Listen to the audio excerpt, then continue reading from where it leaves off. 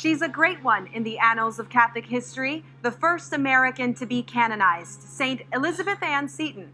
She founded our nation's first congregation of religious sisters and established the country's parochial school system. And she's been an inspiration for generations of faithful. Reporter Mark Irons introduces us to a woman who works to keep the saint's memory alive every day. He takes us to Emmitsburg, Maryland, where she shared her faith journey in depth. Untying her own history, Lisa Donahue says letter writing leaves a precious record of the correspondence between her family and friends. It just makes me remember how much I love those people.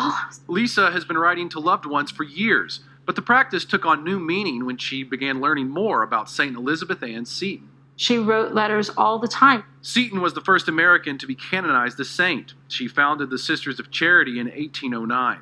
They began their missionary work here in Emmitsburg, Maryland, where Lisa works at the National Shrine of St. Elizabeth Ann Seton, educating visitors about the life of Mother Seton, who in turn has taught her. She lived every day. She had the anxieties and the fears and the grief and all of those things, and she survived it.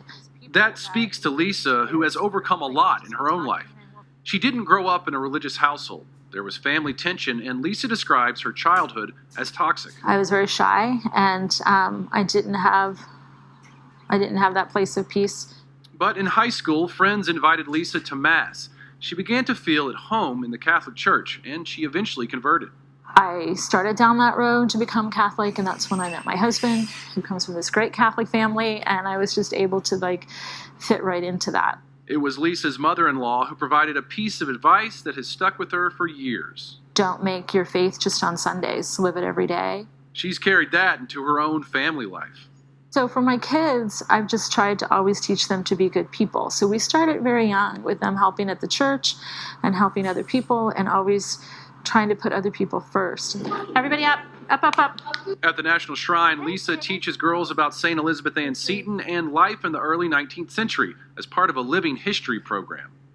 She's really easy to talk to. She's taught us everything we know. And Lisa keeps learning lessons in faith from the saint she looks up to as her own children become adults.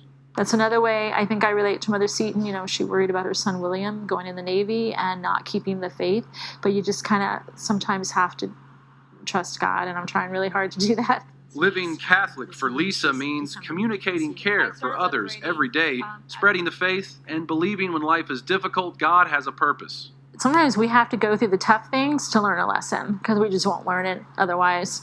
Lessons from the past can provide comfort, and Lisa says she finds a source of peace here on the cemetery grounds of the Elizabeth Ann Seton National Shrine, learning about the lives of those who lived the faith before her. They have the same issues that we have today. They're dealing with life and death. They're dealing with money issues and problems with family members and children or spouses or whatever, and they're making it through. Mark Irons, EWTN News in Depth. Thank you, Lisa, for trusting us with your story.